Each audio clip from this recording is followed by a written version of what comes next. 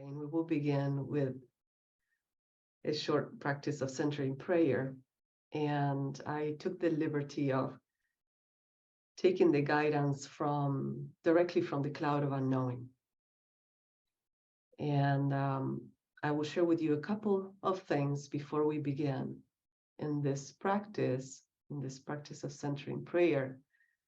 We are asked that we find a sacred word. We find a word that for us means God, or that which we seek, the one true longing in our heart. So if that has a word, we use the word that has meaning for ourselves. So it could be mother, father, peace, love, God, Allah. It all depends on where our heart is. And I will guide the very first part of the practice just for a few minutes, and then we'll go into silence. The idea is that we can divest ourselves from anything that we think we know and every aspect of our self-image that we have created and that is so strong in us. And as we divest ourselves of all that, we can sit here in the presence of God, open to the influence and love. And like this book beautifully says, be the tree and let it be the carpenter. So sitting where we are, we're invited to close our eyes.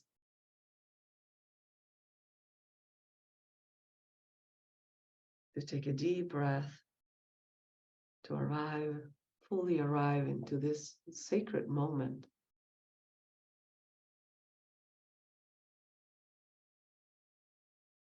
And we're invited to momentarily forget all we know and all we think we know.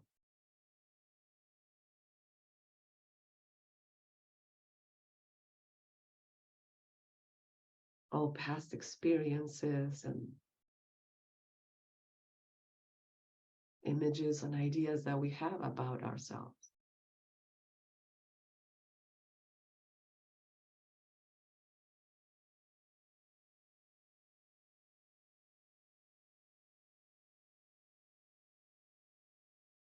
So emptying ourselves to be able to receive.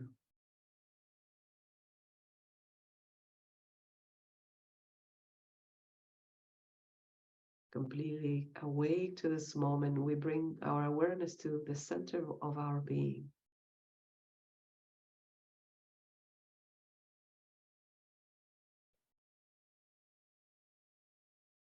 And we turn our attention toward the beloved, toward our friend.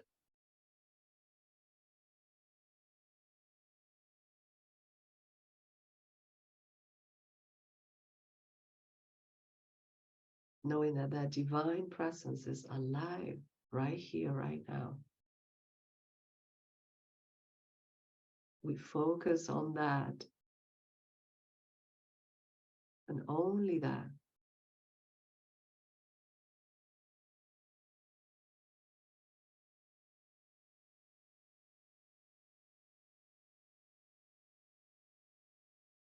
Lifting up our hearts with a gentle stirring of love.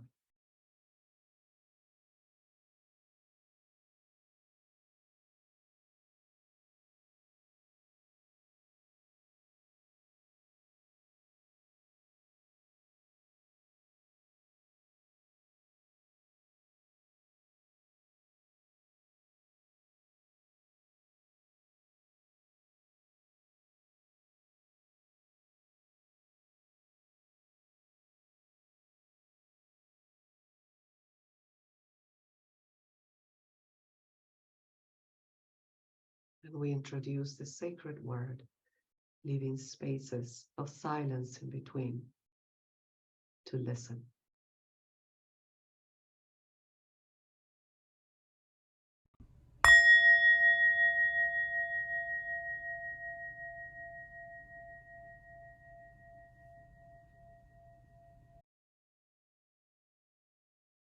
Slowly becoming aware of the breath.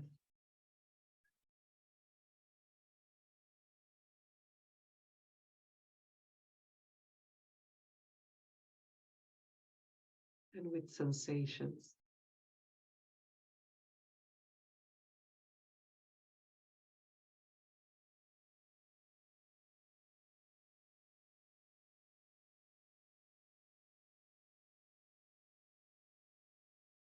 We slowly begin to open our eyes.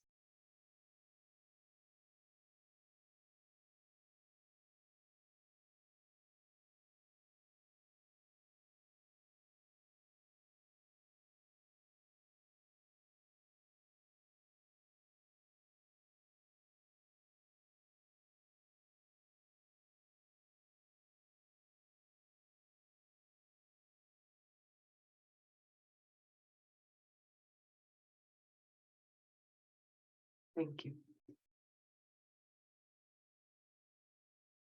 How important to begin from silence, emptying ourselves so we can be filled by something that is not just this um, separate sense of being.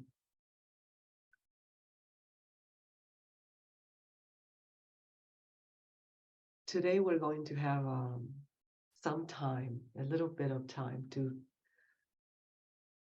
go into the life and the teachings of a mystic who wrote extensively, who had a very rich life. So we will probably just be scratching the surface of what she did and what her experience was. But it may be enough for you to feel inspired, or hopefully inspired and perhaps curious to investigate her teachings and life on your own or with others. I must say that I am not an expert on St. Teresa or a scholar. And what I will share with you is the fruit of my own journey, how she impacted my life and my practice. And in that, I will be sharing a little bit of historical components and of her life and some of the main points of her teachings. Teresa stepped into my life unexpectedly. I have always been very fond of the mystics of all traditions. And but like Jack was saying at the beginning, coming from a theosophical background, in the sense of trying to find this divine wisdom in all traditions, there has been always the curiosity and the respect to explore the lives of those who touched divinity and in a profound way and learn from them. And I was at a difficult time in my life, and this little book that I highly recommend, and I'll add the list of books at the end of the PowerPoint, and this PowerPoint will be shared with you after the program. This book is called St.Teresa of Avila, a Passionate Mystic, and it's a compilation by Mirabai Starr. And it has historical introduction and poems, stories, a beautiful compilation together with some writings of Mirabai and others on St. Teresa. And that book was enough for me to become very interested in understanding the mystical process, or what it was for her, this awakening, and how she did it. One of the things that became very clear to me as I was reading her writings is that Teresa was a very real person. You know, when we imagine these people who are going into a spiritual journey, we put them like very far away from us. You know, they were special in some way. They were not like me. They were very advanced. And reading her writings and finding her so human and sharing her struggles, and at the same time sharing the depth of her being, somehow encouraged me to think that if she could do it, I could do it too, and anybody else could.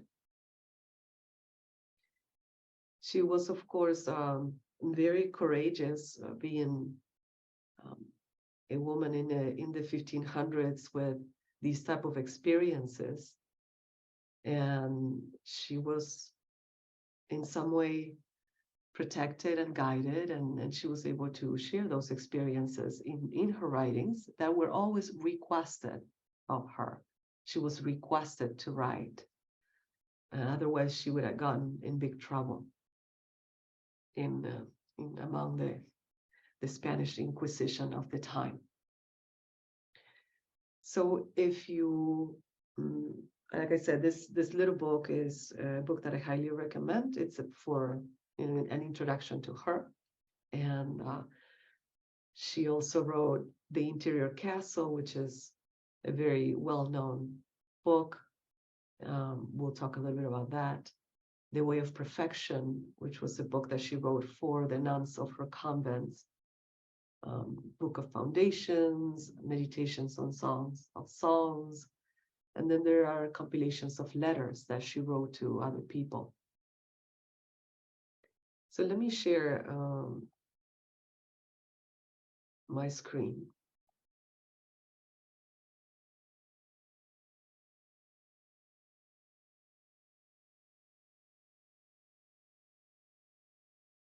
So we can begin. So she was born in 1515. She died in 1582. She was born in Avila, Spain. Her name was Teresa of Jesus, Teresa de Jesús. But at the time, it was common to name the person depending on where they were coming from. So she's known as St. Teresa of Avila, Teresa of Avila. Her mother died when she was 14 years old. Teresa was born with already a great interest in the divine, and she entered a Carmelite monastery when she was 20 because she really wanted to, and she couldn't imagine herself being married and having a family life. This is something that she wanted to do. And she suffered greatly from illness in the monastery. They tried to apply very aggressive treatments to her, but that only intensified the symptoms. And her father, in despair of finding a cure, took her back home to die. And in that process, she slipped into a coma. Her breath grew so shallow and her heartbeat so faint that they concluded that she was dead. But after a little bit, his dad detected signs of life, and she started moving her eyes, and she returned to consciousness. They were getting ready to take her to the wake and start the wake process when she returned to consciousness. And when she awakened, she was paralyzed completely. At first, all she could do was to blink her eyes, and it took her 8 months to be able to move her limbs, and another 2 years before she could crawl. So she went through tremendous pain and suffering in this process. She had a hard life when it came to her physical illness. And you'll see that in her writings, she's going to mention a book that is called The Third Spiritual Alphabet. And this is a book by Francisco de Osuna, who was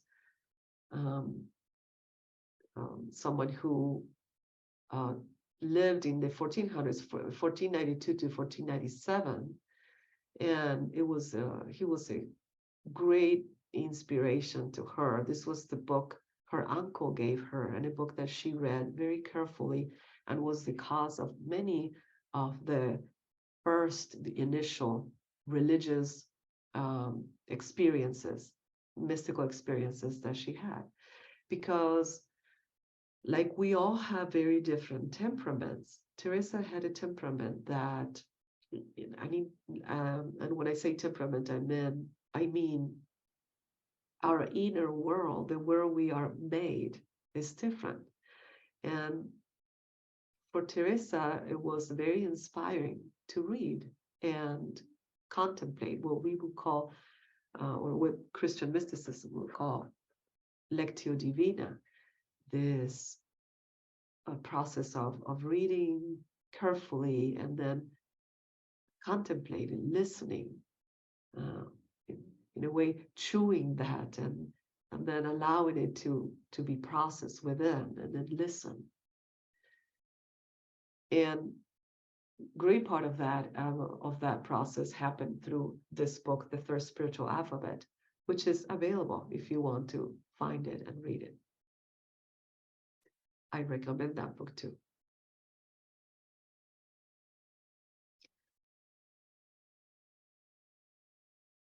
I would like to state briefly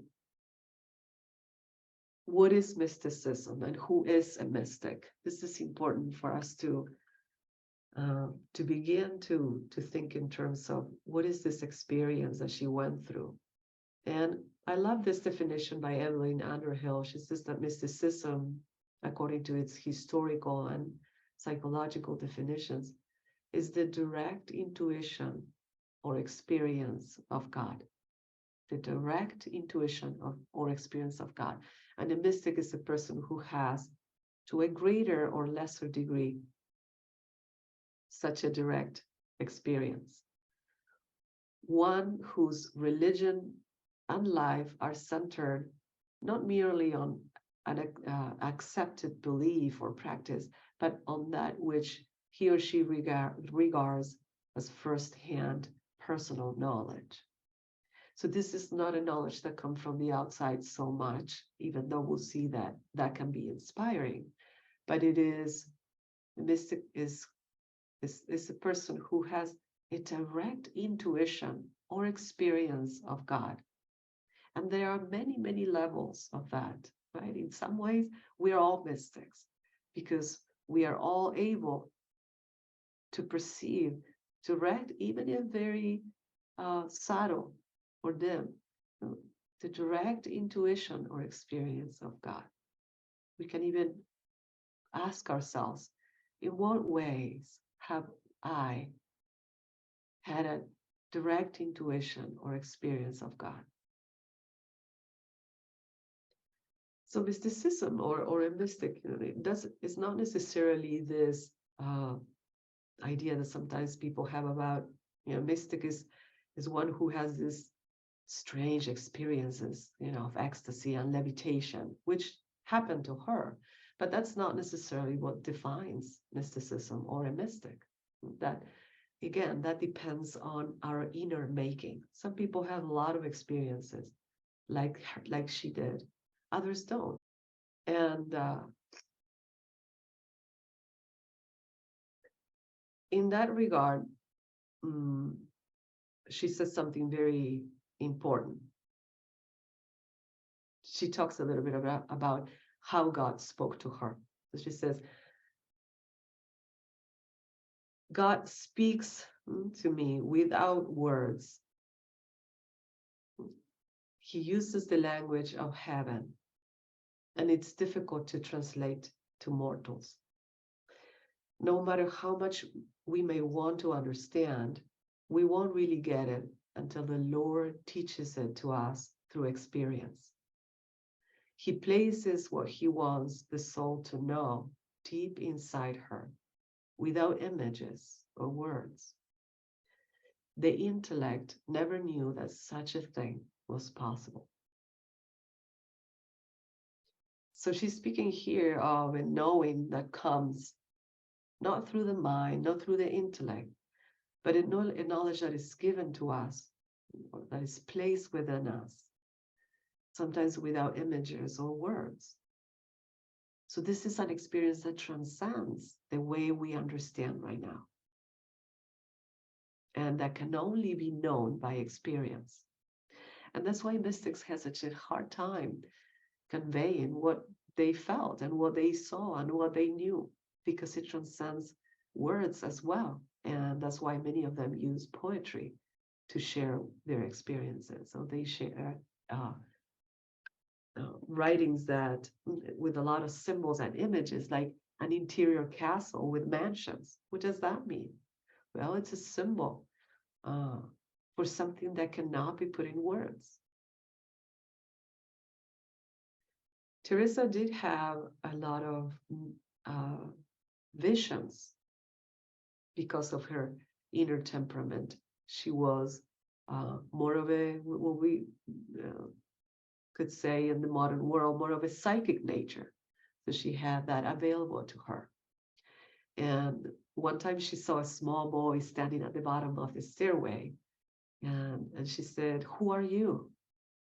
Actually, he asked her first, "Who are you?" And she said, "I am Teresa of Jesus," she answered. "And who are you?" she asked. And the little boy said, "I am Jesus of Teresa," and vanished. So she had first these encounters, sometimes with voices or images or beings that would carry messages for her. And her awakening was gradual and slow, and it was in her later years. It wasn't until later in her life that she started having a true, real, true connection with God.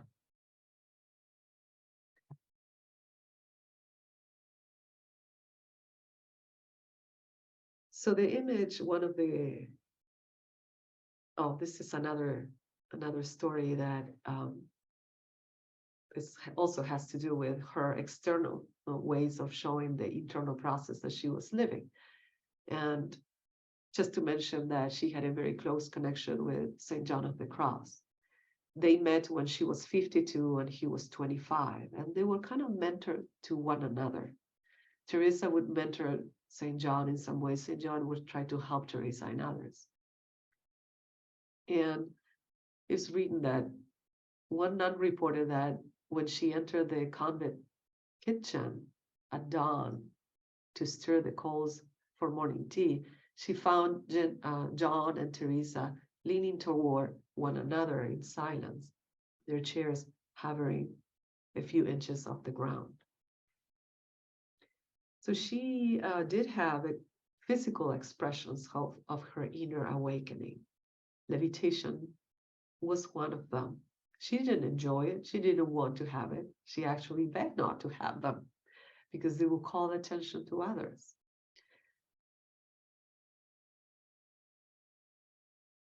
But at the same time, there were mystics who didn't experience this type of external experiences that could be seen or that could be felt physically, and they still had a depth in their experience as well. So one of the greatest images that Teresa is going to give us is this image of the interior castle that came to her. And she said, "I saw that the soul was this castle made of diamond, completely clear, with many, many mansions. And that the spiritual path, or what we can call the spiritual path these days," she says, "is moving toward the external part of the castle." So first it's like entering into the castle, because we can live our entire lives outside the castle. The first step is entering into the castle, and then moving from the external layers or mansions or dwellings into the more internal, again and again and again, like a spiral, until we arrive into the core of our being. into the center where the divine abides fully, without restriction. So she says, there is within you a palace of surpassing splendor. In the midst of this palace dwells the great king, who deigns to be your constant guest. And here he sits upon a throne of priceless value. And this throne is your own heart. But here comes the great point of all. We, on our part, must have a full and hearty determination to make over to him entirely this interior palace. He will never give himself entirely to us until we have given ourselves entirely to him. So many important things in this one phrase.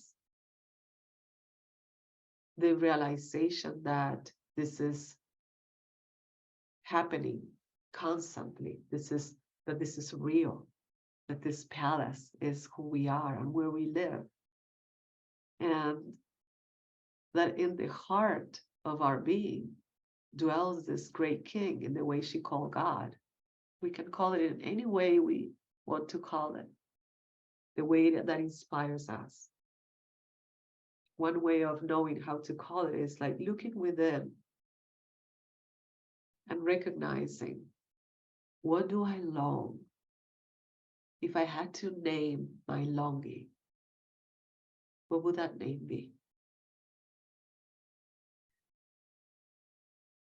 And she says that the great point of all is that on our part, we must have a full and hearty determination to make this place entire to that longing.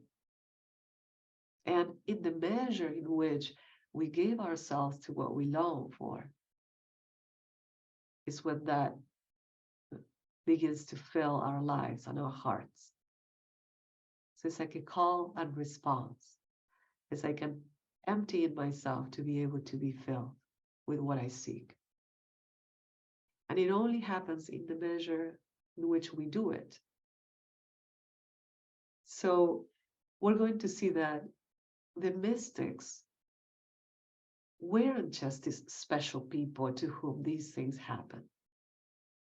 They just wanted with all their being to know God, or to be one with it, or to love it. This is, again, we can use different words to say this. All they wanted was to love God. And because it was one-pointed, it was everything they were seeking. They were filled with it. So we can see, in our own lives, how much space, how much room am I making for that which I long? How much I'm seeking that which I long. And in that same way, I will know that, or I will receive that.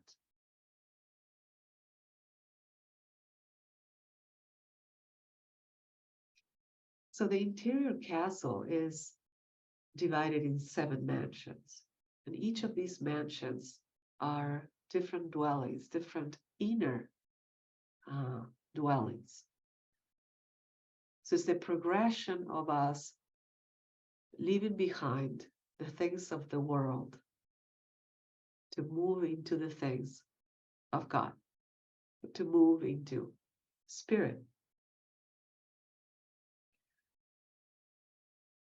You'll see that in Christian mysticism, the path is described in these 3 stages. The first stage is the stage of purification, the purgative stage. And those can be seen as mansions 1, 2, and 3. Then comes the illuminative stage, the mansions 4 and 5, and the unitive stage, that are the later ones, mansions 6 and 7. The most important part for us to consider deeply is the purgative stages and the purification that comes with it. because most of us find ourselves in this place. Mentioned 1, 2, and 3, and sometimes, if we're lucky, 4 or 5.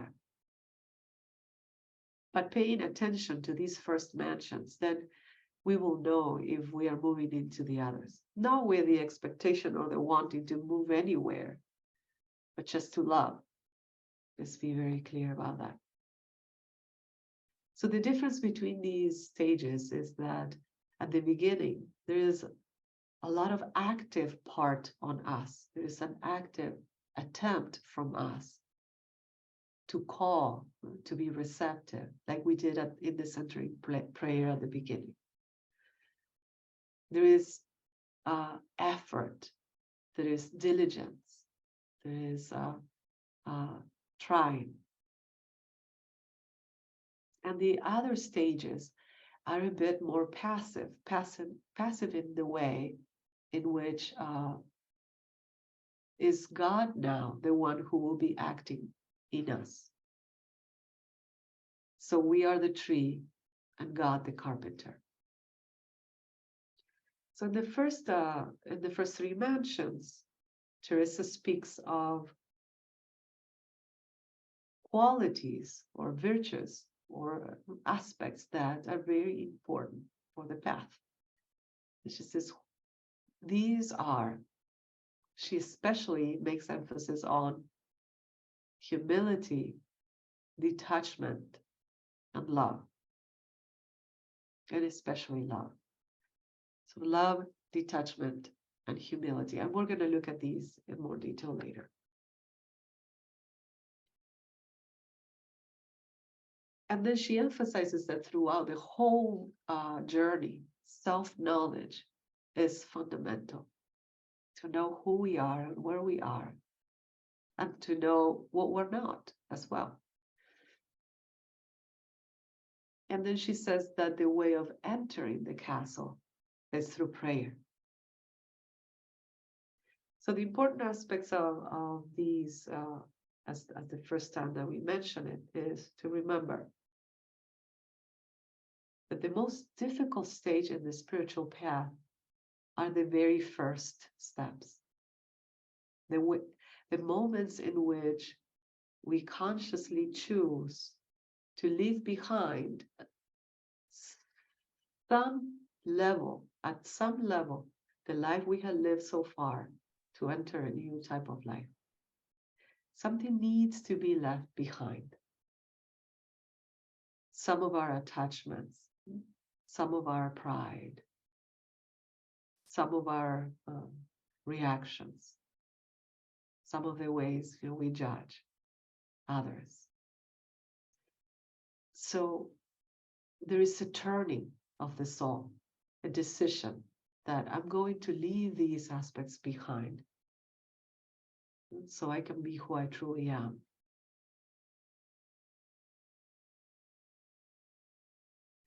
And she introduces this very helpful idea of the 4 waters. And also, she does a parallel between the mansions and these waters. So she says that this path is like watering a garden. And at the beginning, it requires a lot of effort from us. And as we move forward in the path, we are helped, we are assisted. And the garden can be watered through the grace of God. So the first water is, or the first part of this journey, happens as it is like, and it feels like, drawing the water up from a well by a use of a bucket. So imagine watering a garden with a bucket and drawing the water from a well. There's a lot of strength, patience, endurance, and trying. And then we carry that bucket and we water our garden. When we come back and get another bucket. She says as we progress in these mansions, in this interior castle, then it feels more like cranking a water wheel and having the water run through an aqueduct. So the effort from us is a little less. We just have to now cranking the wheel, and then the water will run through the garden. And then later on, in the later stages, it seems that water enters the garden by an affluence from a river or a stream. So that water now comes to us, to our garden. And eventually, in the states of union, in the later states, the garden is watered by a gentle but abundant rainfall. So that is the part of our journey in which we receive.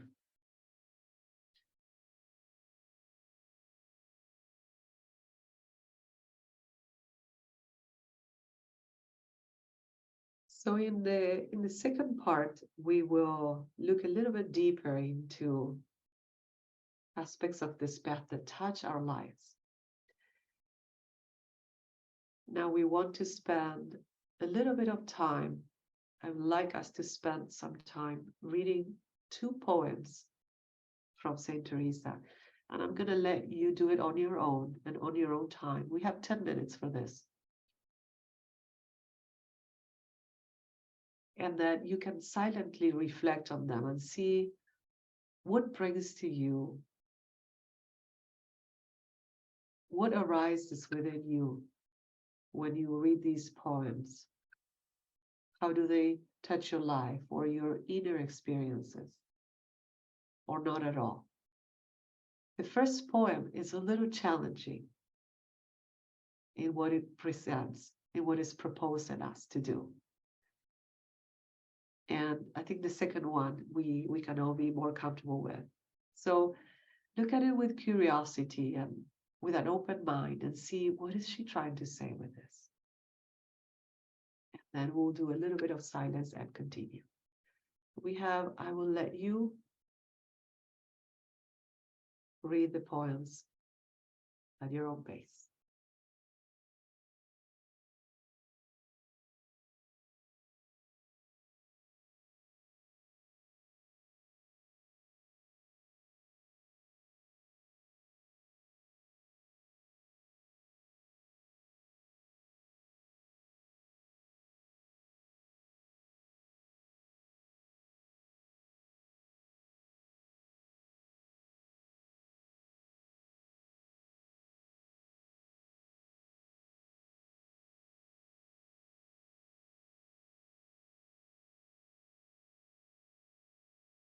As you can see, we are making great emphasis on interiority. Even though we have this great tendency to seek outside ourselves. And Teresa is asking us that all that we seek is telling us that all that we seek is within ourselves. And yes, at the beginning, it can be labor. It can feel like labor. It can feel like we don't know exactly where we're at or what is it that I'm seeking. But if we trust in the process, like she did, we will find the answers and those divine intuitions that she spoke about. So if anything came to you in this inner conversation, you can share it at the end. We're going to have a few minutes to share or ask questions.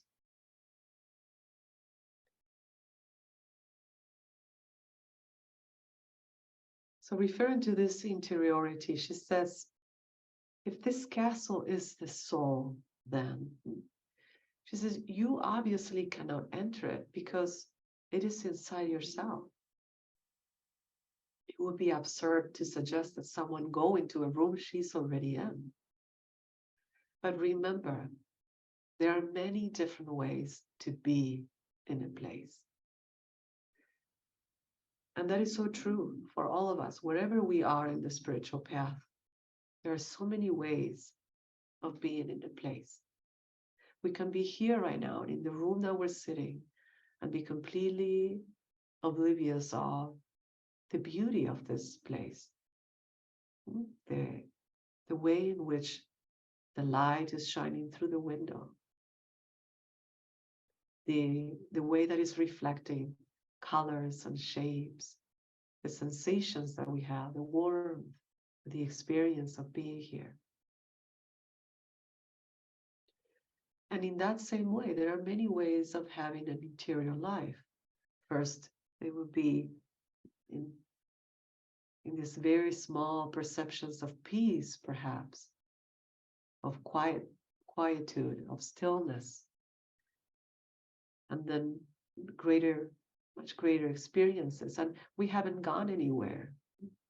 We have just become receptive. So there are many, many ways of being here. But this is all we need.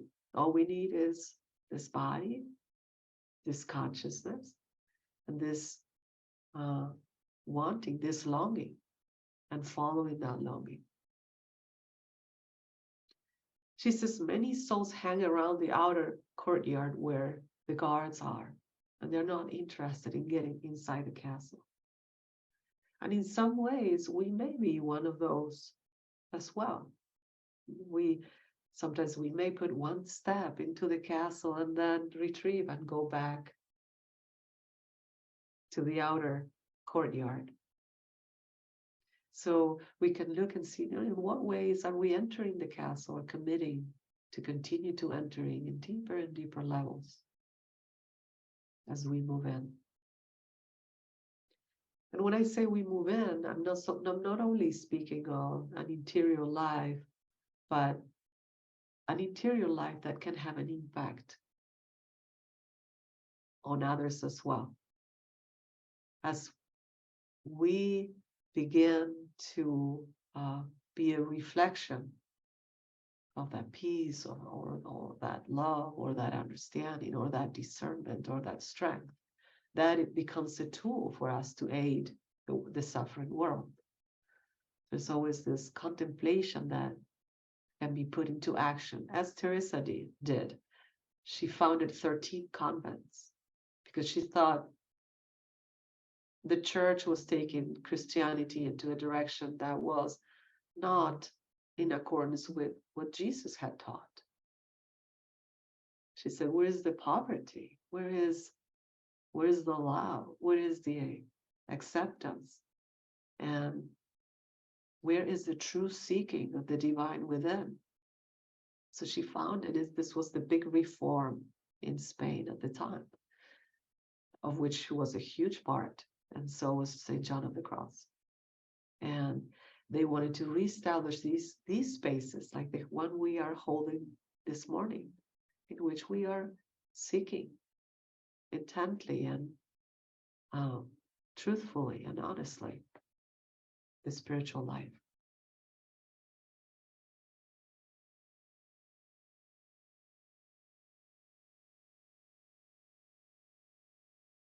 Three key points that I would like to share with you of what she taught.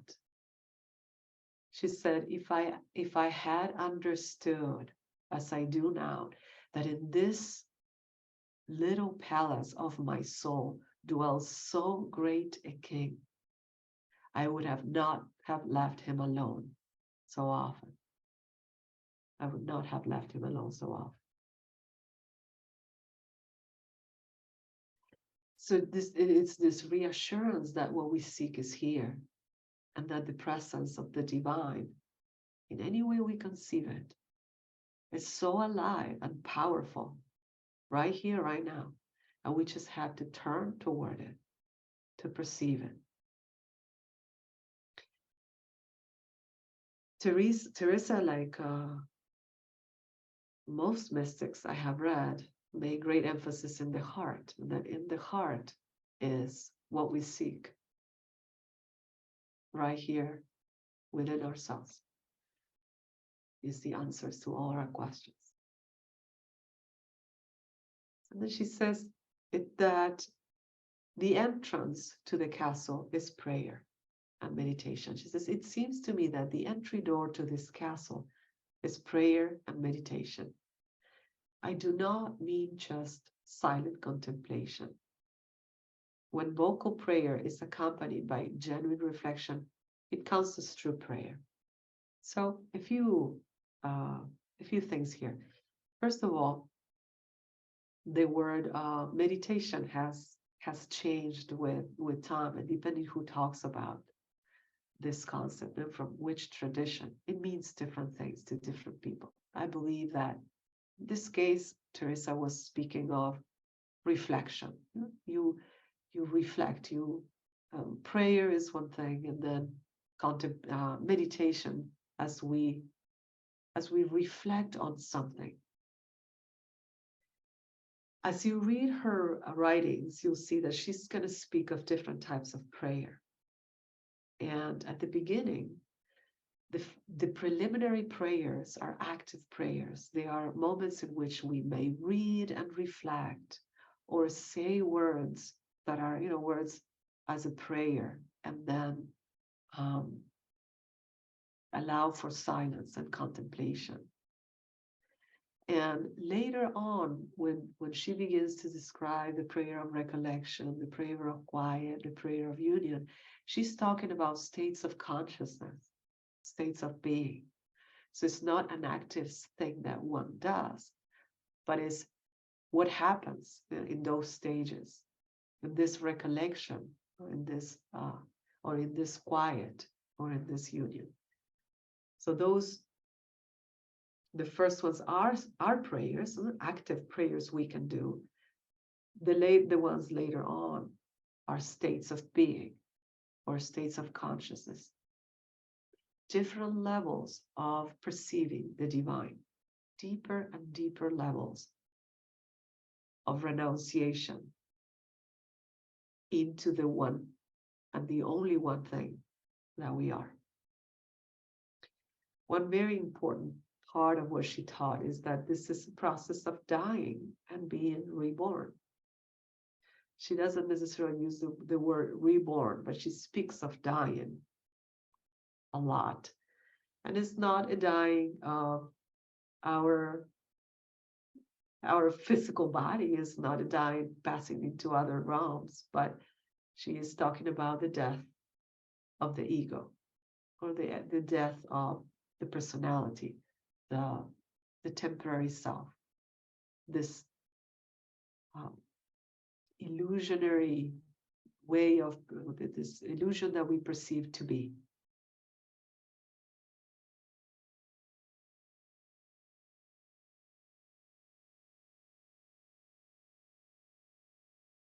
And then one of the most important teachings that she gave, at least to me, was when she said, all difficulties in prayer can be traced to one cause: praying as if God were absent. And take a moment to look within and how many times we may have do something mechanically because we have to do it, or because we said we will do it, without that inner sense of God is present right here, right now.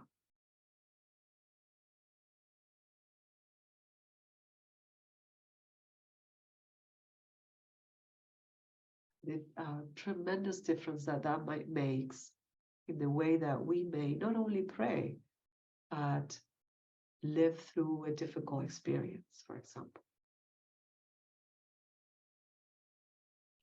She made great emphasis on self-knowledge. And she said that it is so important that I do not care how high you are raised up to the heavens. I never want you to cease cultivating it. Enter the room of self-knowledge first, instead of floating off to other places. This is the path. Traveling alone, a safe and level road. Who needs wings to fly? Let's make the best possible use of our feet first and learn to know ourselves. So she was very grounded, even though she had this incredible experiences.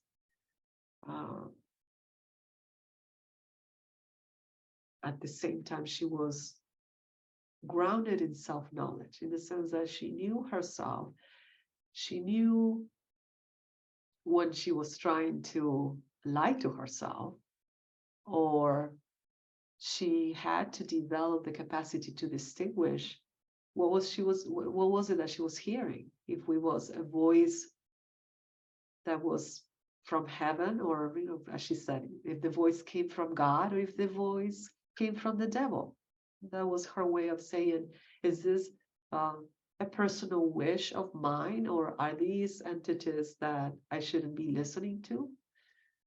Or this is truly and really the voice of God, or of an angelic, or of a good being. And she had to make that distinction, and that required tremendous self-knowledge and discernment. The willingness to not be deceived, and to know with humility where she was, where she was standing, not to fly too far off to places where she wasn't. And she said, one of the ways, and I'll share this with you in case you ever need it, but she said, one of the ways of knowing if these voices come from God or not is, or these experiences come from God or not, is to feel, what do they leave behind? What is the residue of this experience? Have they left something in me much greater than it was there before? Have they left in me a greater love, a greater compassion, a greater peace? Or have they left the opposite? So that way she was able to measure. And this is something that we can apply, again, not only to prayer, but to life. What is the residue of this experience? When I meet with this person and I spend time with this friend, is the residue afterwards? What does it leave inside of me? Is it peace? Is it comfort? Is it love? Or this job, or this place, or whatever it is?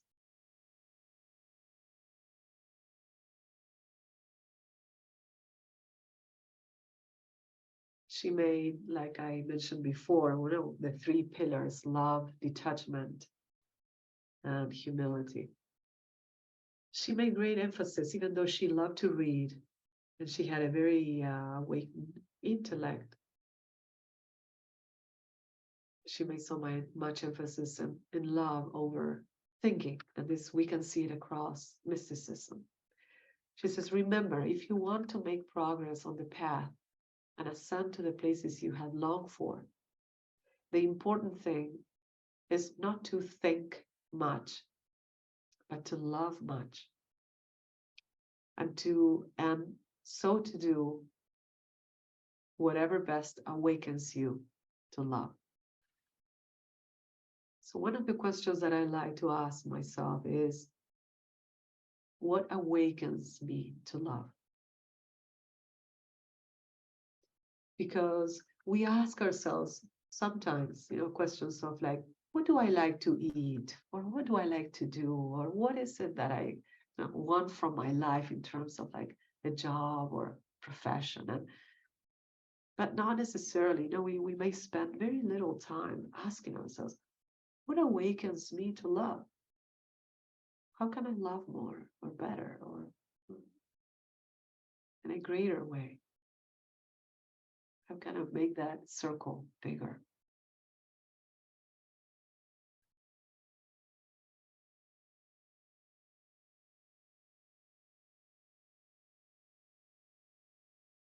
And when she says, I want to make this comment as well, in case it helps, and when she says, the important thing is not to think much, she, I think, was referring, and this is of course a guess, but I think she was referring to the thinking that doesn't really help to the thinking that is speculation, to the thinking that is going back into the past and having expectations about the future and identifying myself with those expectations and what happened. And so that type of thinking, because she would have never been against placing your mind into God, a way of thinking of the divine. She also was very strong in suggesting that each person has to find their own way to follow that longing, that there are no recipes, like one recipe for all. She had this like for images, for example, and at the time, images were not well seen. They were not allowed to use images of Christ or Mary or Mother Mary or others or saints. And it helped them. Those images helped her tremendously to stay present in the divine moment by moment. So a time came when she was asked to not to use images because it was the rule. And so she took all the images down, and then in prayer, she heard a voice that said, whatever reminds you of me, my child, is fine. Whatever reminds you of me, whatever keeps you close to me, it's okay. It's what you need. It's what is helpful. So she put the images back in her room and used them. So we have to see for ourselves and say, what are the reminders, whether it's the words or the images or the questions or the little rituals that we may want to have that inspire us to awaken that which we're hoping to awake. Or said the same thing in different words, using the questions, the books, the spaces to become closer and closer to who we truly are. And then talking about detachment, she made great emphasis on this. And what happens, she made this incredible connection, this very real experiential connection between detachment and what happens as we try to pray. Because there's a link there, and we can't separate life from prayer. So if we're attached in life, then we're attached in prayer. And all thoughts of our attachments will come in prayer. So she said, during the course of a month, these souls may pray a few times, but their minds are full of 1,000 things they are still attached to. Where their treasure lies, says Christ, there also goes their heart. So we may have these attempts from time to time of praying or meditating or reading, entering the castle. But then our minds are full of 1,000 things they are still attached to. So with self-knowledge, we begin to see what are the things that we are attached to, and see if we can soften them, soften the influence they have over us in a very gentle, loving way. I always say that the spiritual path is a radical act of love. It's not a struggle or something we have to fight through, or something we have to do that may bring imbalance into our lives. So the safest way of walking the path is gently and slowly, and leaving behind those things that we're ready to let go of. If we let go too quickly, we may lose our ground. But as we cultivate this self-knowledge, we know, well, now I'm ready to let go of this one more thing. Now I'm ready to let go of criticizing others. Now I'm ready to let go of paying so much attention about what others are thinking of me, or now I'm ready to let go of a few things I have collected in the house that are not necessary, that I don't need, that I don't use. And as we become more empty of movement, of things, then that space, well, we begin to create space, whether it's external or internal. Then, like the garden begins to be watered from within.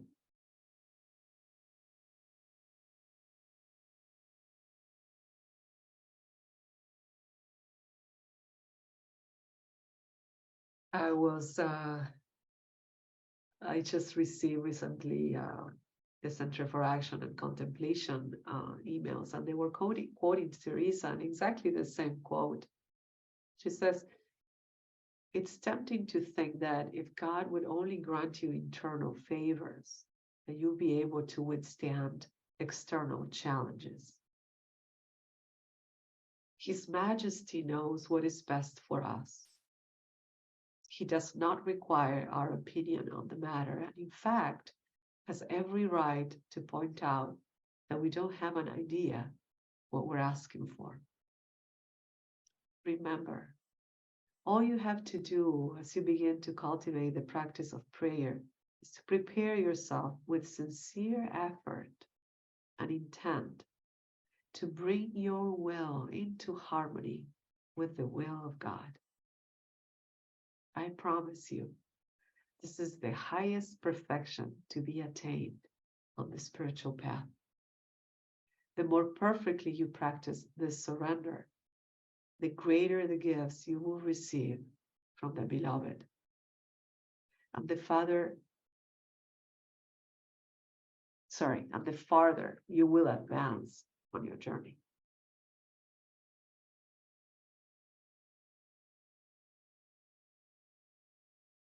So to bring our will in harmony with the will of God. And I think this is the way she spoke, one of the ways in which she spoke of humility. To know that we don't know, to know that we have no idea why, the things that come to us, why we have to live this experience. Can we trust fully? Can we fully trust that this is the experience that we have to go through for a good reason? And to put ourselves completely in the hands of God. Well, there are many things that could be said about this. So this could also be misinterpreted. Sometimes we are put in a place and in a situation, so we develop the strength to get out of it. Sometimes we are, we are in situations in which we cannot in any way escape from, because there are, that these minor situations that we may live through, and trust that, or things that we cannot control at all. There are many things in life that we cannot control at all. And to put our complete trust in the process and what that is bringing to us. So aligning our will with God's will means having this internal opening to say, I am willing to experience this completely. And the more we say it out loud, and perhaps in prayer, your will be done, not mine. To be open to the spaces that open, the doors that open, the people that come into our lives, to be able to follow that will. This is a very complex subject, and it has many facets. So we require a lot of talking for us to be able to explore it fully. But these are at least some of the elements that we can begin to contemplate. What does it mean to align our will with God's will? There could be times in which we can align it perfectly well. There could be times in which we can't. And that's where self-knowledge comes again into place.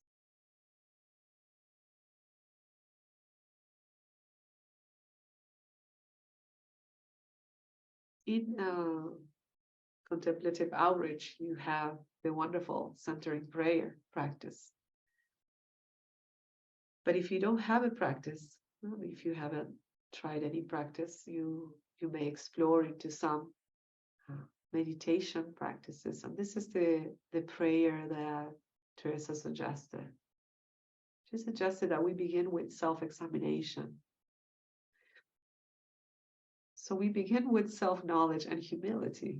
We begin looking within and saying, okay, this is who I am, this is where I'm at, this is what I'm struggling with, this is what I'm trying. And the only thing that I can do is to try. So I will begin, and from this humble place and knowing where I'm at, I'll begin the prayer. So she used, like I said, an image or a picture that could invoke in her the presence more easily. Some people don't need an image, but others feel very uplifted by an image and they can connect immediately with it. Sometimes you can put it outside yourself, sometimes just an internal image as you close your eyes. And then she says, imagine that the Lord himself is at your side. Some other mystics have said, imagine the Lord is within your heart. And he's only waiting for us to look at him. Find the Lord in the deepest center of your being and focus on the indwelling process. It's a very simple prayer. It's a conversation. It's a conversation.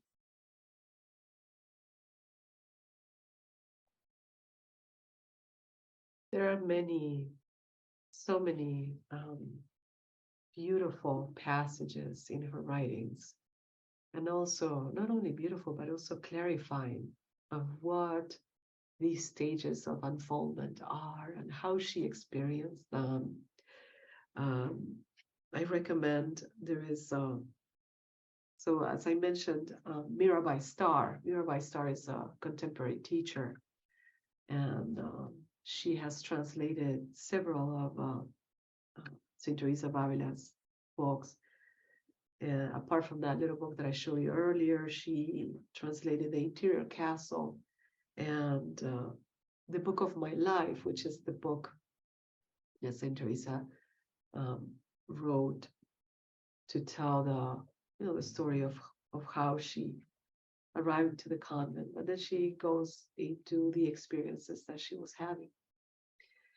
And she describes in detail the different layers of prayer and entering into these different mansions in the castle. And so before we go into reflections or questions, I wanted to share with you.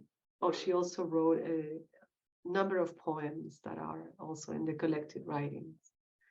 So she, talking about union, she says something beautiful. She says, since my beloved is for me and I am for my beloved, who will be able to separate and extinguish two fires so enkindled? It would amount to laboring in vain, for the two fires have become one. And before she talks about this union, she describes that the whole process is the process of dying. And she uses the metaphor of the silkworm and the butterfly, but the silkworm and how the silkworm has to completely disappear for the butterfly to arise. So there is this losing ourselves, like the beginning, there is still a sense of being an individual, but we are already communing with the presence of the divine. And then she begins to describe how even that sense of separateness or that individuality also begins to fade. And this reminds me of, Rumi writes about this death as well. He says, he suggests to us, die before you die.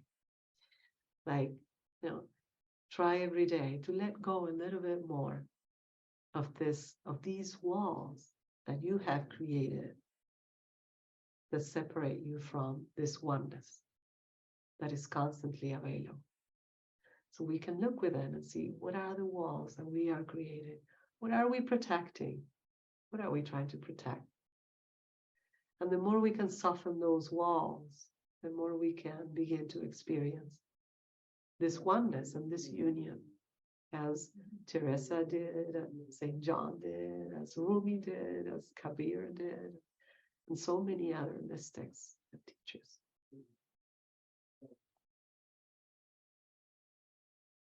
One of the most famous prayers from Teresa is this one: let nothing disturb you, let nothing frighten you.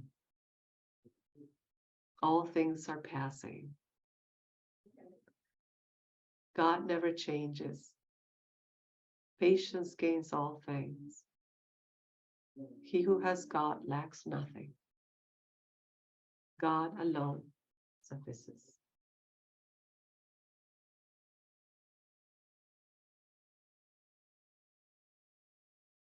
You will receive this PowerPoint, and here are a few of the books that I mentioned.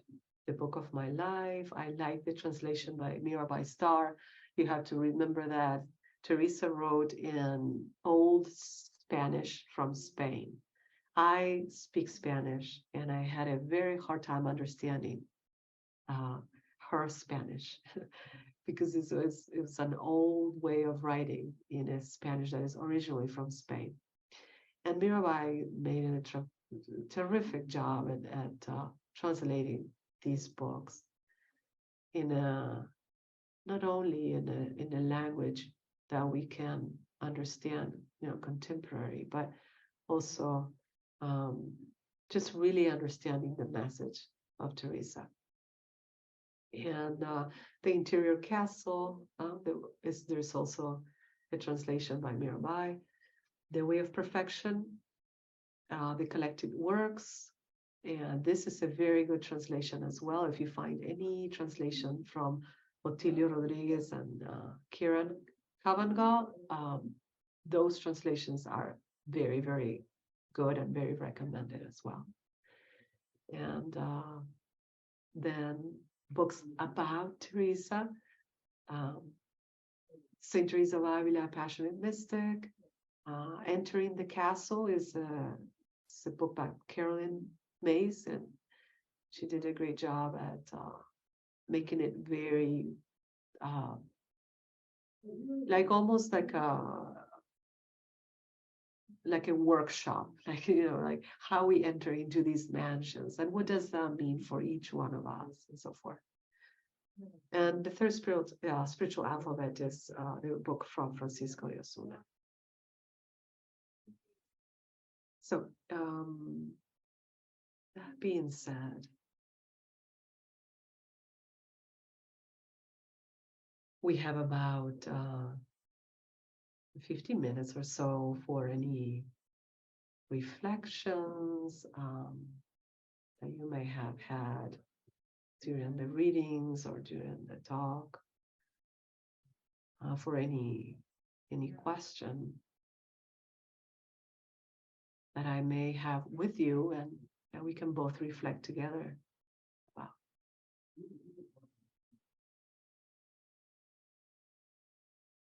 So please feel free to unmute yourself and just ask a question or make a comment or reflection. Floor is open.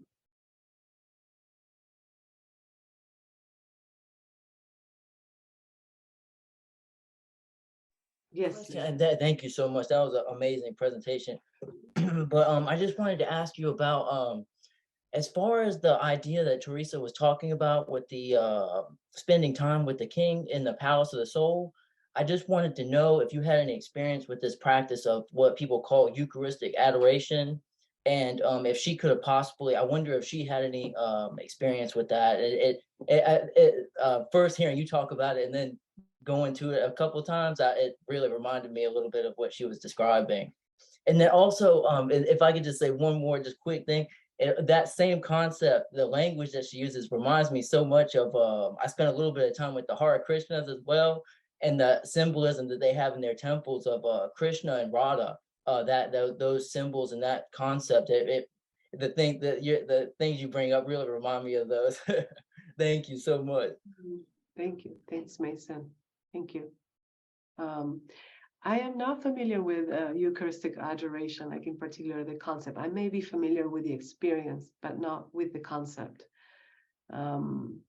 And I believe that you are referring to the moment in which, probably in the moment in which we receive communion, and there is this internal receiving and becoming receptive of it, or basically it's this thing like after mass you lead, the priest goes into this separate chapel and everybody follows him, and then he places the Eucharist, the wafer, the Eucharist, inside of a large like really glamorous, that's the palace part. That's what really reminds, kind of the glamorous nature of this thing called the monstrance. And everybody sits and looks up at it, silently, and there's some initial prayers and there's frankincense, and everybody kind of stares, and they basically teach you to have a conversation in that a silent conversation in that moment directly with God. Thank you. And yes. Yeah, thank you for clarifying that. Thank you. Yes. Yeah, absolutely. In fact, there are many of the aspects of Mass that are symbols and that are meant to be symbols of this life, for example, that this indwelling place that is sacred and that we have access to, that we can all experience. So I would say that there are many symbols of within the traditions, sometimes external images, to point at a reality that is within us. And we can see this in the Hindu tradition, in the Sufi tradition, in Christianity, in Buddhism. These are tools that can help us become a little closer to a reality that transcends words, images, and symbols as well. Thank you very much. Any other comments about or difficulties that you may encounter in your own path?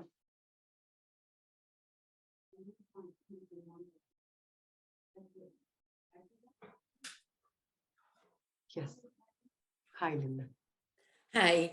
I just wondered if anybody would like to share some of their thoughts with the poems that you gave us, especially the first one, which you said was difficult, which it was. I just wondered if somebody could share their thoughts, or you can share your thoughts about them.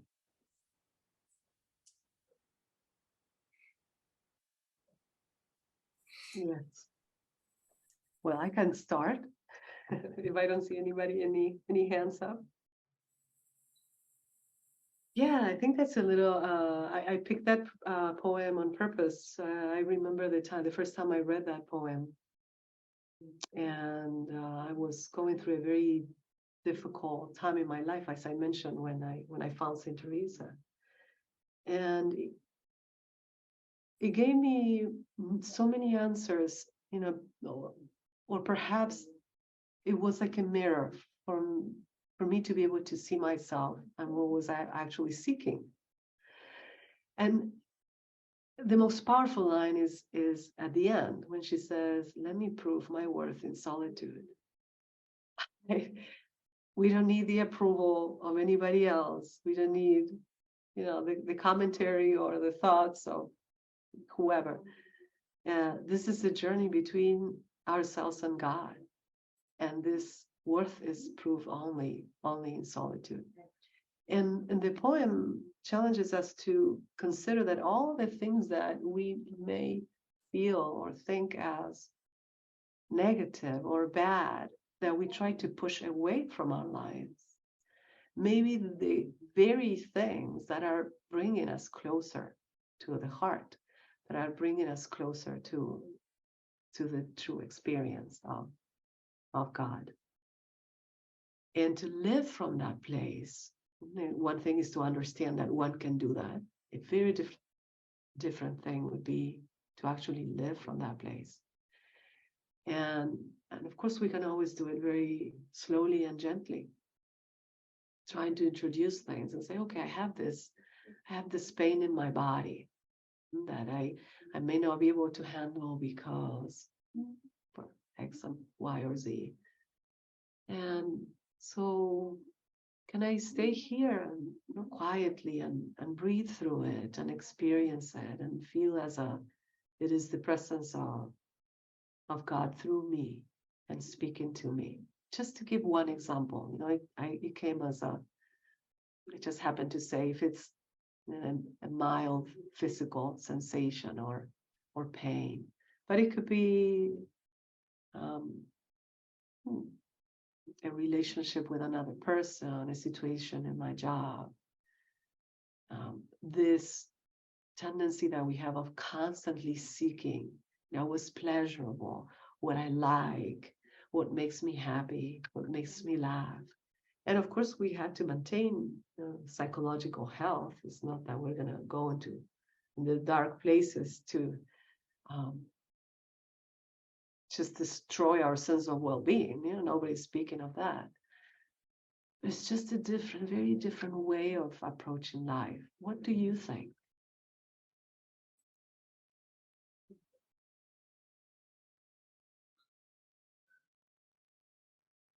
Yes, Jim. Yeah, so I was just good, thanks. Yeah, this poem really struck me, and I really love your comments.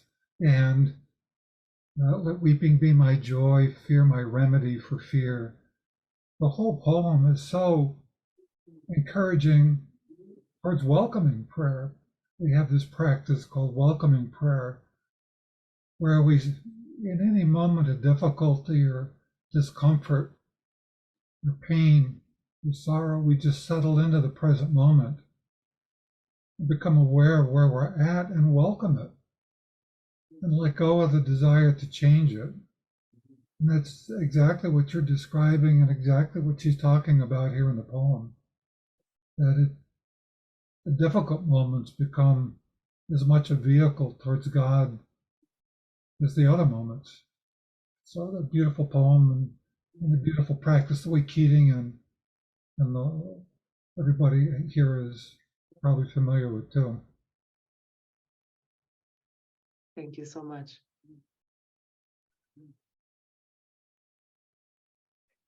Yes, sometimes the things that we reject and push away are the things that are helping us in that death, in that process of dying or of leaving behind that Teresa was speaking about. Any other comments or reflections are welcome. Well, if as a way of closing this time that we have had together, I hope that this has in some way created at least a little bit of curiosity toward the life and the experiences of this wonderful teacher. And like I said at the beginning, especially when it comes to realizing that she was as very human as we are. She was as human as we are. And that this is possible for all of us in the measure in which we're ready for it, or we want it, or we work toward it. That the more we feel that there is something close to us and that we can walk this path, the more we do it. If we feel that this is something that is too far away from us and that or not good enough, or not ready enough. My life is not perfect enough to, first I need to do this and that, and my life needs to look in a certain way before I embark on this. Then we will probably continue to push that experience away, this awakening away.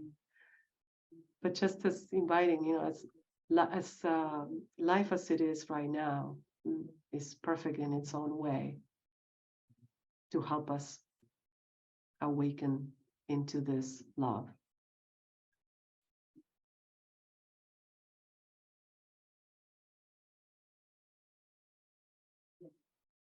I'll just say, Juliana, thank you for sharing your knowledge and, more importantly, your wisdom with us this morning. For everyone else in the group, thank you for being here, and I hope you will get as much out of it as I have. You will be receiving a follow-up email from Contemplative Outreach either later today or tomorrow with the slides and some other information that we'd like you to have, and also a request for you to tell us what you found that you liked about this presentation and what you might have liked to see different, and maybe some ideas about what you'd like to see in terms of future presentations that Contemplative Outreach Chicago could bring you. With that, I'll just say farewell. And again, thank you, Juliana, and thank you everyone for being here this morning. Thank you. Thank you very much, Jack, and everyone else for being here. It was such a pleasure, such an honor for me. Thank you. Thank you. Thank you. Thank you. Thank you. Thank you so much. It was wonderful. Thank you. Thank you. This was wonderful. I really enjoyed it. Thank you. I learned a lot. I'm so appreciative. Thank you. Thank you, Juliana. Thank you all for being here. Thank you so much. Mhm.